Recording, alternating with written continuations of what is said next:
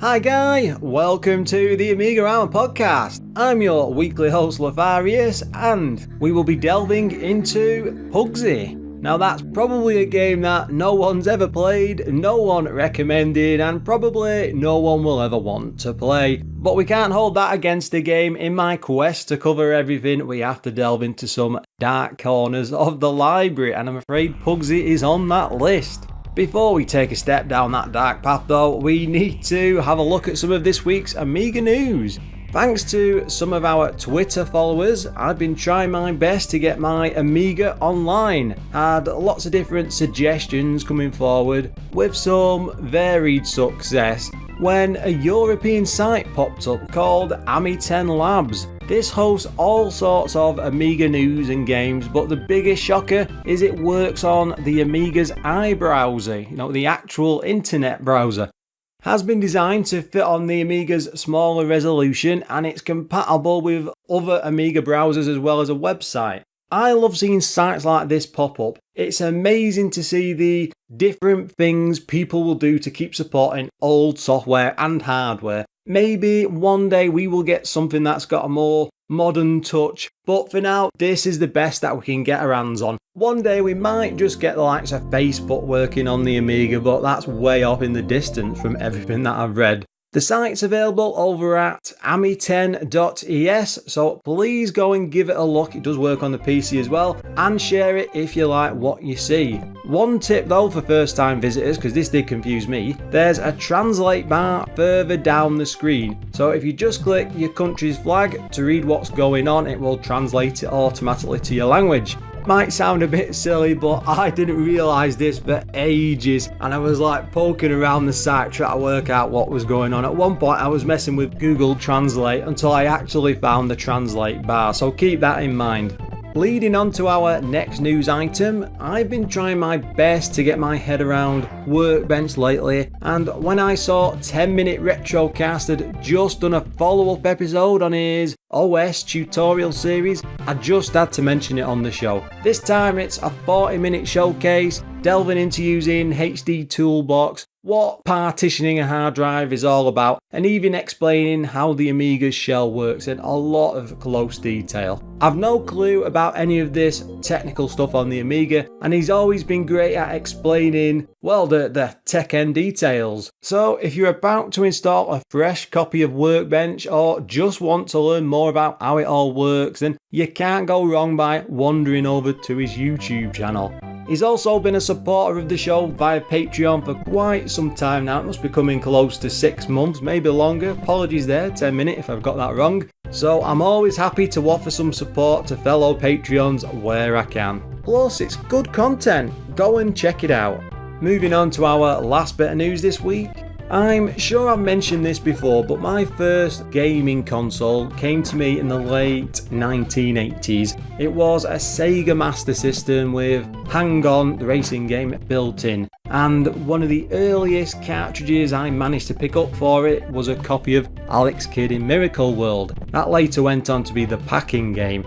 It was hard as nails, yet I was still able to complete it when I was younger. It must have been after a couple of months hard going just to get through. It's a really tough game. Since then, I've always been a big Master System fan and even tried a couple of times to go for a full set before, common sense kicked in and I eventually wandered back to the Amiga.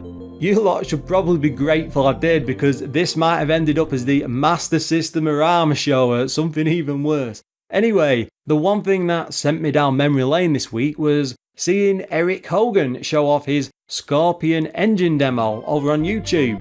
It was running on an A500 with 1 meg inside, and he's been using it to show off what the engine can do by bringing across the full first level of Alex Kidd in Miracle World. The scrolling for it is super smooth, with the graphics looking like it's been done under Master System emulation, it's that close, and he even included all of the right sound effects. It's only a concept, but follow the show notes for more, as he even had a crack at doing the second underwater level, which is even more complicated.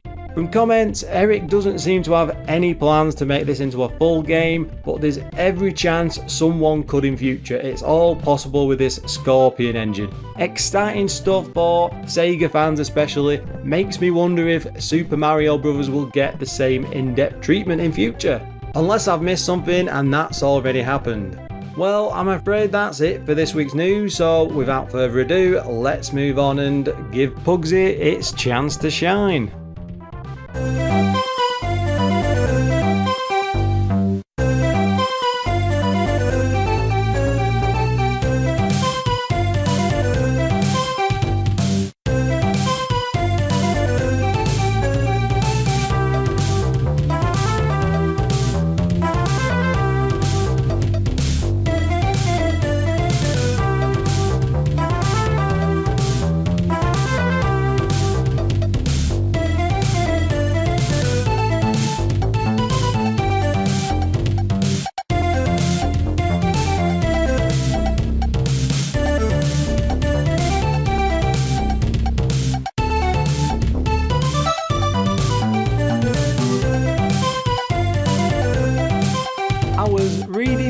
An old copy of Amiga Action just recently when I saw a preview for a game called Puggsy. I wasn't even sure what I was actually looking at. The character, well, he's a walking turnip, and I had an inkling that they might have gone way too far with that whole trying to come up with a fresh-faced new 90s mascot. Little was I to know though just what secrets he had tucked away in his background. What started out as a bit of curiosity and a whim, well, it turned into a full-blown episode. Best strap yourselves in, guys, because this one's going to be a long one for sure. Now, it was published by Psygnosis. They worked on games like Agony the Shooter, the musical one, Brian the Lion, Lemmings, of course, Wiz and Liz, and Walker. And I just realised I missed out the Shadow of the Beast games. I mean, who can forget those? The developer was The Dome, who worked on PGA European Tour. Don't worry, I think I'm going to cover that one day because it's quite an interesting game. Last Action Hero, ooh, this isn't a good sign. And Shaq Fu, which is famous enough by itself. This was a 1994 title on just 4 floppy disks, and it was single player only, priced at £29.99. I'm not actually sure if that one even came out in the US. I suspect so because it was quite a big game. Coding wise, Francis Lill, who worked on PGA European Tour. The graphics were done by Roy Stewart, who also worked on Last Action Hero. We are going to have to cover that one of these days. Music was done by Lee Wright, who worked with Awesome beforehand, I think that's a shooter, and 2 of the Shadow of the Beast games, 2 and 3. So that's quite an impressive range there actually. The music on the 3rd one is one of my favourites. Also, Timothy Brian Wright, I don't think the 2 are related. He did Agony, Lemmings, Leander, and the same Shadow of the Beast 2 and 3. Might seem like a bit of an odd thing to see that Puggsy was originally a cartridge game that was later ported back onto the Amiga for the Sega Mega Drive. None of the developers for the Amiga conversion were involved with it. All that stuff falls onto the shoulders of John Burton. Before this, he'd been hard at work putting Leander together when the upper management of Psygnosis came across a rolling Amiga demo called Pugs in Space by Dionysus. I have watched this, by the way, and this entailed having Puggsy with red skin walking across the screen and getting into all sorts of comedy antics with police cars and UFOs, you name it. It's one of those crazy early 90s animations, or an attempt at Amiga animation. At least for a demo anyway. Don't be expecting Babylon 5 type animation. This is more like gaming animation with sprites on screen getting involved with each other. From this, Psygnosis decided to hire the creators of the demo and task them with creating a platformer in the same style. But they soon realised that making games and demos are 2 different things. so John was brought on board to scrap their efforts and come up with something fresh. One of the first things he did was change Puggsy from red to orange to help prevent colour bleed on normal televisions, something that was apparently quite apparent with the size and shape of the new character, the orange being a softer alternative that looked a lot better on screen. Taking inspiration from Super Mario, John wanted to try and rival what he was seeing on the Nintendo consoles. A decision was made to focus more on having a physics system in games so objects could move en masse and more freely than they had been seen before in games. Also, you might argue that challenging Mario might be a bit silly in hindsight, but when you try to come up with a new platformer, it's always best to aim for the stars. For the general game design, making usable physics came first, with it being made to work with every object in the game, and then the rest of it being designed around that physics system. The two were sort of going hand in hand and evolving each other as Puggsy progressed and went through production. The biggest issue for all this was keeping it all running at 60 frames, which is always incredibly taxing for any physics engine, especially when there's lots of different objects on the screen. This was all new to John, and for a long stretch of time, the only way he could make it all work together was by adding eyes to every single object in the game, so he could sort of work out where they were moving just by where they were looking. Sadly, those didn't make it into the final game, but I can only imagine the response if they managed to make it in there. It might have even been more fondly remembered than it is today. The Mega Drive is often seen as the poorer piece of hardware when you put it up against a Super Nintendo, but in this case, considering that Puggsy was still able to include all sorts of full screen rotations and scrolling with a 3D vector system to boot, the Mega Drive certainly put up a good fight. A later SNES port was planned, but that never materialised, and it left Puggsy being one of the better representations of just what the Sega Mega Drive could do. That doesn't mean the Amiga was less capable, but out of the two versions, it's certainly the more lacking, with very few of the same effects or even the basic background scrolling. When we have The Lion King being able to take gorgeous graphics over from a decent looking Mega Drive cart, the same should have happened here. But I suspect this is one of those where they just had to work with what they had. Thanks to the primary development system being the Mega CD, they were able to take advantage of the new CD medium, and well over 50 levels were made, including lots of bonus stages themed around other games. Wiz and Liz and even Space Invaders make brief appearances as hidden stages within the game, but with them being quite difficult to discover, not many would have been able to play them at all. It's just a good job we have playthrough videos on YouTube, else we'd never have been able to see them. Most cartridge games would take around a year to do, but Puggsy was being developed for a good 17 months before it was finally ready for release. Psygnosis insisted that the early stages were deliberately made easy to act as a sort of tutorial level, but that may have been a detriment to the fuller experience, as most people playing the game thought Puggsy was just a typical platformer that they had all seen before, rather than giving it a proper chance and seeing what was coming in the later levels.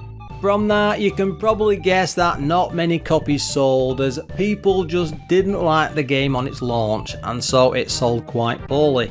That in turn spoiled any chances for a sequel, and it ended up having its SNES port cancelled. Psygnosis doesn't appear to have handled the marketing well either, being quite new to the whole cartridge market at the time. They just overestimated the demand and spent close to an eye-watering £2 million on the cartridges, then oddly just £40,000 promoting the game.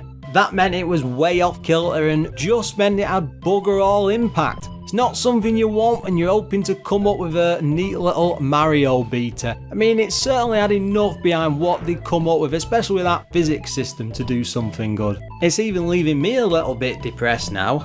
Ports wise, this only came out on the Sega Mega Drive, or the Genesis if you want to call it that, and the Sega CD Mega CD.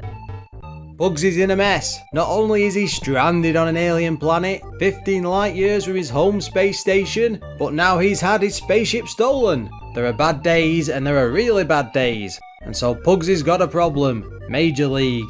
I mean, it's bad enough losing your keys downtown without a ride home. Being stranded on a planet without so much as a skateboard to get you around is a little more distressing. Not even Captain Kirk or Mr. Spock had to cope with that. But undeterred, Puggsy is determined to get his spaceship back. I'll have to say, I do quite like that story. It's short and snappy and it's quite humorous as well. Well, I thought the Captain Kirk and Mr. Spock joke were a bit entertaining. They are trying their best though, so we'll have to see how the game turns out. After starting the game, Puggsy starts his adventure on the beach in what I can only describe as a world of brown. Brown sand, brown objects, brown shells and a brown Puggsy with, yes you guessed it, brown arrows showing the way to the exit. To the top right are the number of current lives in a darker brown and a brown score along the bottom. I might be going a bit overboard with the brown. The sand is a lighter brown on screen, at least with a tinge of yellow, but it's brown all around for me. You do get the choice of a couple of control methods. Up for jump and fire to pick up or drop objects on screen, with space to use one of them. Holding fire when you run by items is the best way to grab on and move them about, but flicking in a direction and hitting the button will send it flying. I switched to fire for jump as it was more natural, but I guess that's my modern console gaming poking through. When Puggsy has his mitts on something, holding fire and pressing up or down will rotate his arms. This can help guide objects to line up with puzzles and generally grab and pull back on things, basically just to interact with the puzzles. Tied in with the physics engine, it makes the whole game feel a lot deeper than, say, your average platformer. Whether or not it's quite necessary is another question entirely, and one I think you need to see in action to judge for yourself, so please check out the footage that I've posted alongside with the episode. At the same time, bouncing on top of enemies is your typical Mario style. It will knock them off screen and you get a slight bounce off the back of them. Lining up a few enemies and bouncing along them doesn't do any special chain effects though, which might be a bit disappointing if you like it going that way. There's no energy either, so one hit from any foe will take away a life. If that's too much, it does have a junior mode, which is a couple of training levels designed for younger players, but I found it handier to learn how to play the game properly first. There's also the option to let you start out with as many as 7 lives, which is great if you're really struggling to get into the game. Also ties in nicely to a password mode, so if you manage to get far, you don't get forced back right to the start. You can also grab the code from the map screen. Would have been a pain to write it all out back then, but I guess with phone cameras these days, it's still good to use. Hey, what can I say? I'm all for practical solutions. You can see this has its demo roots with the brief animated opening. It really leaves you wanting to see more, so it's strange that's about all you get. The whole thing just goes nowhere, and it has to be one of the most disappointing aspects of the game. Puggsy does have access to your typical platformer items, shoes help him run at speed, an invincibility shield and even a gun to shoot the enemies. Most movable objects that you can grab are small and compact, but if you think of rocks and barrels, you've seen pretty much most of what's in there to collect. Out of all of them though, the best is probably the gun, which lets you take out enemies quickly with firing a single pellet. It's a lot less clumsy than the jump on and bounce mechanic, but needs to be carried everywhere like an object, so it's a pretty limited use, especially when you need hands free to get over higher obstacles and interact with stuff in the world. After that, the hook is right up there. It lets you grab higher platforms and pull yourself up onto them. It's a genius little riff on a puzzle for sure, and with things like a bubble to be grabbed for floating, it makes me wish there were even more clever things like this throughout the levels. The game's difficulty could be seen as an asset if you consider the trickier puzzles. None of the enemies are meant to cause too much trouble, and if you stick at a puzzle long enough, you should be able to get through. There's plenty to see and try out thanks to that physics engine, which brings me to the size of it all. The game is around 51 levels according to the official count, with a boss thrown in every few levels. A single sprite wizard that lobs orbs at you and a pirate on a rocking ship are probably the most standout bosses to face off against. The pirate ship has some limited screen movement animation that kept putting me in mind of the Super Nintendo's Mode 7. Maybe they really were planning to do a proper SNES release later on. The stages explore places like jungles, under the ocean, pyramids and sewers, with an alien twist to all of it. There's not many surprises to see on the trip, but I will give them a plus for mixing in a good number and making them all seem a little bit different. And not to worry folks, it's all drawn in that lovely shade of brown. The art on show has a tinge of being good to look at, but the boring brown colour choice means it all sort of warps together as one. At times it's easy for things to jumble up in your vision, and I do wish they'd done maybe a lot more to make it all stand apart. To be positive though, Puggsy does have some fantastic audio. The stages are split off into sections that all have their own ditty, and it does a great job of sounding like a fun world to explore. Items, enemies and the main character have lots of matching effects, and I was surprised to see just how much work they must have put into making it sound this good. It's that part of the show where we need to take a look at Puggsy's problems. First up, why is there so much brown? The further in the game you get, the colours do open up, but it seems to permeate every inch of the game. After putting the controller down, I was having visions of brown everywhere. Not the best of looks for sure, and could have done with a bit more of a richer, say, colour variety. The Mega Drive doesn't suffer from this problem at all. Levels are the same but zoomed out with better sand, rocks and surrounds. You know, that's the right way to do it. It's a strange design decision for sure, and I'm just not sure what they were thinking. Next up, the weird physics engine for collecting items just felt to me, well, odd. Being able to pick stuff up and lob it around the screen is fantastic, even more so when you can send them off a fair old distance. But once they hit the ground, they bounce and bounce, and it's just too quick a pace to keep up with. You have to run like crazy to catch up to them. Maybe I'm just getting old, but I couldn't escape the thought that it was like using a yo-yo, except the bugger doesn't come back. Thirdly, the passcode system might just be one of the worst ones I've seen. You need to type in more than 20 characters every single time you want to return to the game later. I mean, this is just a platformer, not an RPG. You aren't out collecting a vast inventory or storing much beyond scores and lives, so having to do that each and every time is maddening to say the least. I'm not sure I could have made it as far as I did without save states, and I'd suggest anyone wanting to give this a go to do the same. Forget the original hardware, stick to emulation this time around.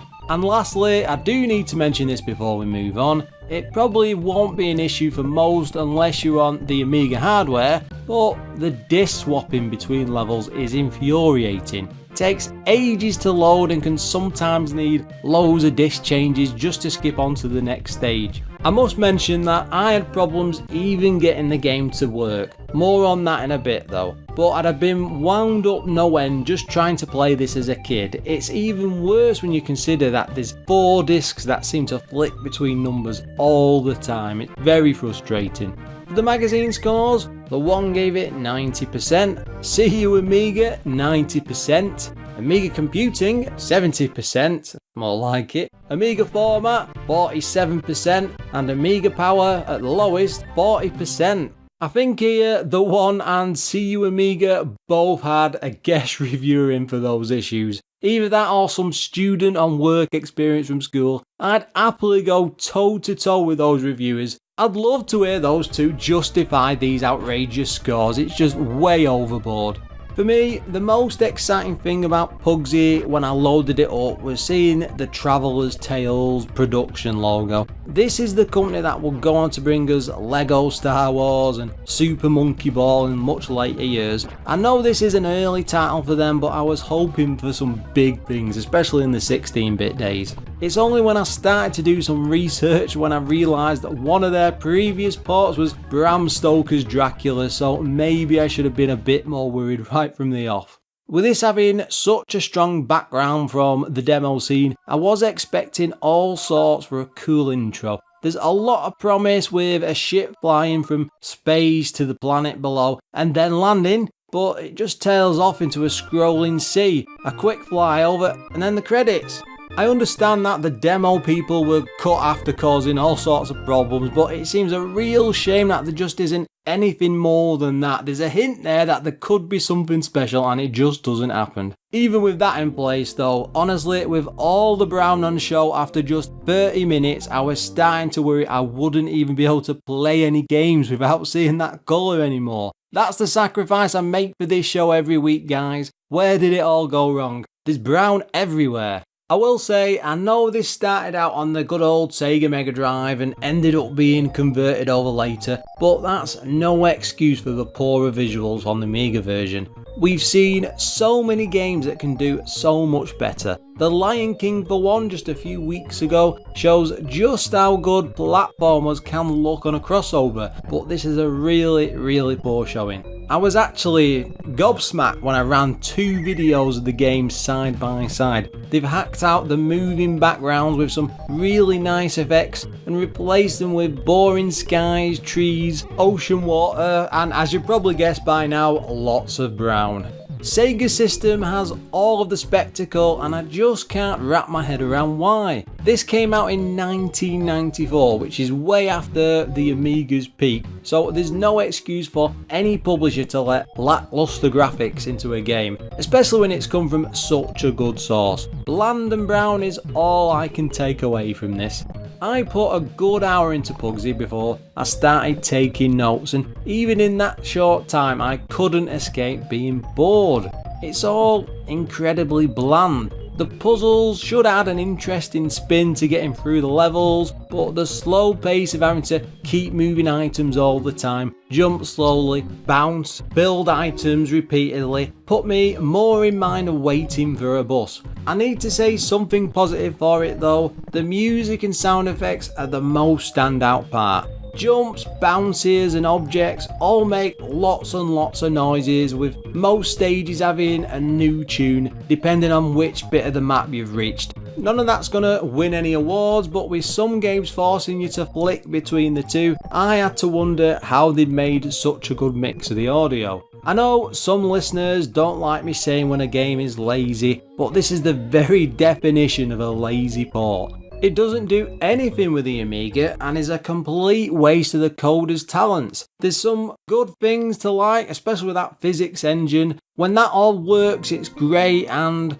watching objects bounce around at speed is neat, but there's just something lacking about the whole experience. The Mega Drive has yet another good port and puts the Amigas to shame. With games like this coming out, it's no wonder people were eager to move over to the consoles. They were in for a much better experience, especially for the amount of money they were paying out. I will say that with all of its problems, the music and physics system do just enough to keep this away from the straight in the bin award, but there's not much else here, I'm afraid to say. I would like to add that we owe a massive thanks this week to Rob Hazelby over on Facebook. I couldn't get the game to run at all. WHD load would crash all the time at random, and none of the ADFs I managed to find online would let me load the game at all, so a big AMIGArama thank you goes out to Rob for all his help. I'm sorry to say though that part of me wishes I'd never even got it to load in the first place and played something else entirely, so make of that what you will.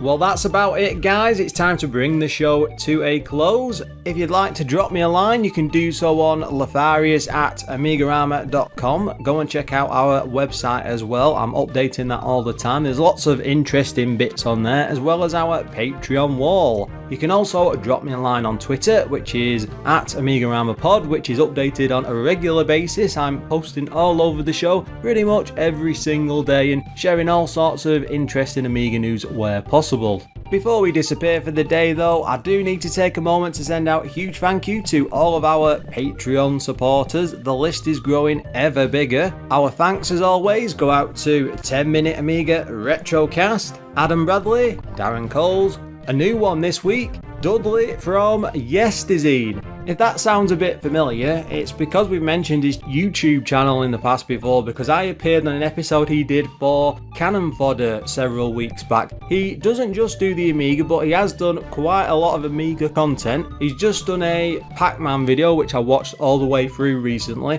Really entertaining stuff. I'd well recommend you add him to your watch list. He doesn't post on a weekly basis, but he does post quite often. I think it's 2 or 3 times a month, and they're usually 30 to 40 minutes long. It's well worth checking out, and I'm really happy to have him on board with the Patreon support. We mustn't forget the rest, of course. Thank you goes out to Gary Heather, Graham Vebke, Glenn Milford from Casual Retro Gamer Weekly. He also has a YouTube channel that's well worth checking out. Jan Holbo Rasmussen, Jason Warnes, Lawrence Giraud, O'Brien's Retro and Vintage, Pistol, Premsky, Quentin Barnes, Retro Ravi, Richard Legg, Richard Pearson, Steve Engeldo, Sneff, and Treble. Thanks for listening, and until next time, guys.